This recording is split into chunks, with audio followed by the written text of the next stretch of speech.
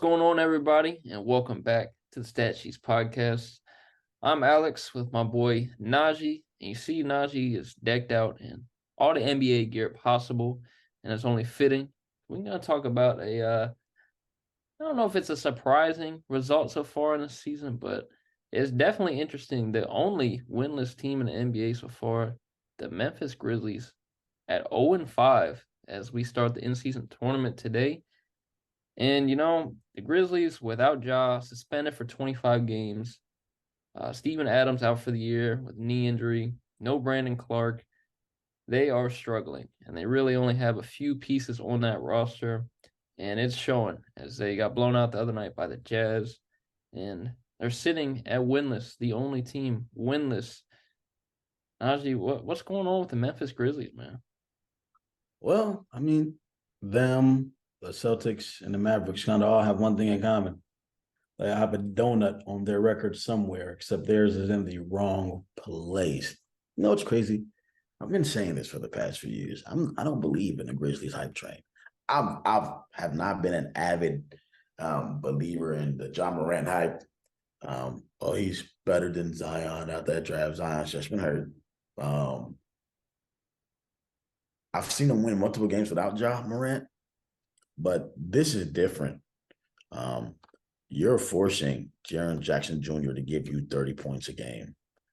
Steven Adams, the guy who's the hard-nosed guy, sets the tough screens, gets those rebounds, good defender, all the little things you need. He's gone now. You have Xavier Tillman starting at your center. That's never going to work. It's good for temporary, right? For like 5-6 games, but 25 is out for a whole season. It's hectic. So they're in for a long season. I do like the additions of Marcus Smart. But we should have expected this. You're missing two things. You're missing one of the best centers in the league. I don't think he gets enough credit. He's one of the best centers in the league. And then you're missing this guy. This is little Ja Morant. You need this guy. You know why you need this guy?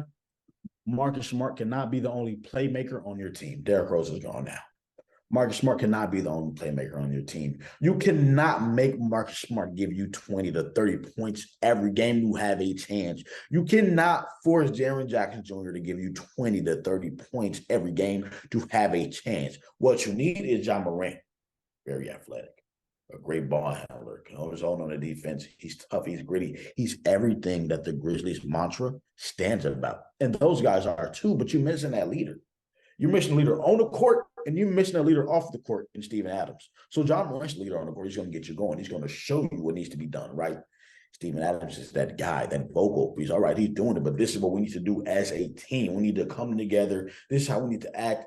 This is how we just need to camaraderie in a sense, right? You're missing those. You're missing your best two pieces. Jaren Jackson Jr., Defensive Player of the Year, wasn't your best piece. Marcus Smart, one of the best defenders in the league, not your best piece. You're just forcing defenders to be scorers. You got guys like Roddy on the bench who you're trying to, give more minutes because, hey, we need more scoring. He can get a bucket. Those guys are role players for a reason. You just don't have enough. And then you're in the Western Conference. So I like the coaching. Coaching has never been an issue.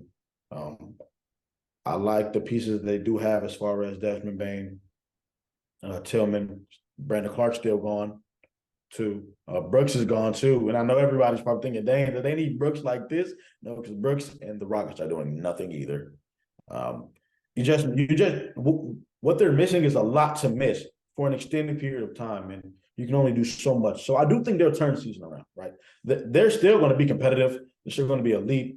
They do have to figure out some things because when you get new pieces, the whole thing shifts. And they did get major pieces with Derrick Rose and Marcus Smart. And, Adams isn't there. Clark still isn't there. He'll come back. So I do think right now it's when it's bad, it's terrible, right? But give it another 5 before they kind of start finding their way as a team and knowing what it takes to win game. And Desmond Bane has got to step up too. Yeah, he's scoring, but he can't score like a role player. He has to score like a star. He has to be on that Kevin Durant, Stephen Curry, Damian Lillard level right now. And he's capable of doing that. So he has to be that go-to guy right now. And Until Ja gets back, it's going to be tough, but I do think that they'll turn it around eventually. I still don't see them making the playoffs, but they'll turn it around eventually. Yeah, I think I got faith in the Grizzlies. I'm like a undercover Grizzlies fan, so I got faith in them, and I think bringing in Derrick Rose, Marcus Smart, it's kind of at least the Derrick Rose part more of a mentor for Ja, right? Because he's been the star of the team, but he's been in so many off the court incidents, and it's just you need a mentor to kind of keep him right. So I think having Derrick Rose, whether he's playing or not, just having him there will help a lot because I don't think they accounted for Steven Adams missing the whole year, but they need more leadership on this team because it's a young team. They have a lot of young talent, but they're missing something. They're missing another star, I think. And I think that's just poor roster construction in the offseason.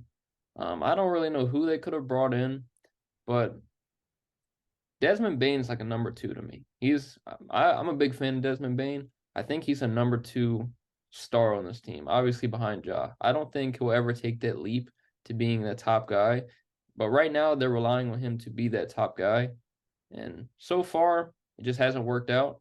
Jaren Jackson, Defense Player of the Year, as you mentioned, but even then, I think he's just relying so much on his scoring. He's putting up probably more 3-pointers than he should. He shoots a lot just because they need him to, and they're so small. They play very small. I mean, Xavier Tillman's 6'7". You brought in Bismack Biyombo, 6'8". You're just missing some length, and when you can't out rebound somebody, it's hard to win games when you get outboarded in the paint. And they got a couple winnable games coming up against the Trailblazers, but like me and Naj were talking earlier, DeAndre Ayton is getting 10 plus rebounds a game, and who's gonna box him out if Jaren Jackson Jr. is sitting on the perimeter trying to shoot threes? I just think it's just really bad roster construction, the way I look at it. A lot of young players, a lot of 21-year-olds. Like I know Kenneth Lofton's been in the G League making some noise, but even then he's a big guy. He's wide, 6'6", 270, but is he really, a forward of the future for this team? I don't think so. Um, man, I wish this team would do more in the offseason. They really stayed quiet. They brought in Marcus Smart, I know that, but that's just kind of the fill-in for Ja. They were expecting a suspension from Ja, and his first 25 games will be rough. I still think they could rebound to make the playoffs, and in the play-in at the very least. But for now, it's tough to watch.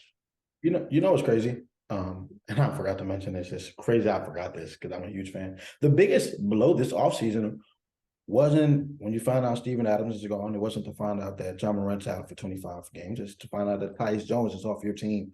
When John Morant was not here, who was the leader of this team? And you can look at numbers or you can look at how someone plays. He slowed that game down. He made sure people got to their spots. He made sure that they were confident. He made sure they weren't forcing anything, right? That's Tyus Jones' job. Marcus Smart can do it, but he can't do it at a level that Tyus Jones could. Tyus Jones is an elite basketball mind, does not get the credit that he deserves. And now he's over there in Washington holding it down. They don't have a great team by any means. Don't even have a star on that team. So, and then he's with Jordan Poole's a little haywire, which makes it harder. But that's a huge piece to miss. He's the best role player. And to me, he's not even a role player. He's a star. But people call him a role player. He's the best role player in the league. That's what you gave up, the best role player in the league who can keep your guys together when your star is out. When Steven Adams is out for the whole season. And you get Bismack Biyombo on the 1-year, $5 million deal. That's not going to be enough. It's a good piece. It's not going to be enough. But this Tyus Jones piece, and it just goes to show how much they really needed him. Because if Tyus Jones was here, they would not be 0-5. They would not. I guarantee you they'd be 3-2, 2-3. They would have more wins than 0, that's for sure. It's a huge blow to this team, and I can't believe that it slipped through my mind like that. But that's a major blow. And now I think if people go back and watch last year or even remember last year compared to now, when Tyson is not there, you can see the huge difference in their play styles. Huge different on how everything goes, and that's the biggest piece of this puzzle right here. Tyus Jones is gone. Yeah, I think you make a really good point because you look last year when Ja did miss games, Tyus Jones filled in perfectly. They really didn't miss too much of a step. And I mean, good for Tyus Jones. I hope he can carry the Wizards somewhere. But I think I think missing a good player like that. I know bringing in Marcus Smart. Marcus Smart, he's never going to be a top scorer. He's going to just he's an all-around facilitator, as you mentioned earlier. He's going to do the little things, right? He's a good defender, but he's never going to take it over the top and, be a scorer. They're lacking scores, they're lacking bigs. And, hopefully when Ja does come back, he can carry the load. But even when Ja does come back, this team, I mean, it's not a championship contender by any means. It's just tough to watch. And I think missing Brandon Clark is a great young forward as well. I think that's a huge blow, but we'll have to see, man. Love Steven Adams, wish he's playing, but we'll have to see. Yeah, man, this team just missing a lot. Like we said, Tyus Jones, you just said Clark Adams, John Morant. It's totally different from last year. Then you also bring in new pieces, and Derrick Rose, who's now gone for a little bit, and Marcus Smart. So just huge adjustments to this team. Will they get on the right track? Maybe. But missing Tyus Jones to me is the biggest piece. But that's it for this episode of the Stat Sheet. Tune in next time. But until then, me, Alex, and Little Jar are out. Make sure y'all watch the in-season tournament. More content coming up next week.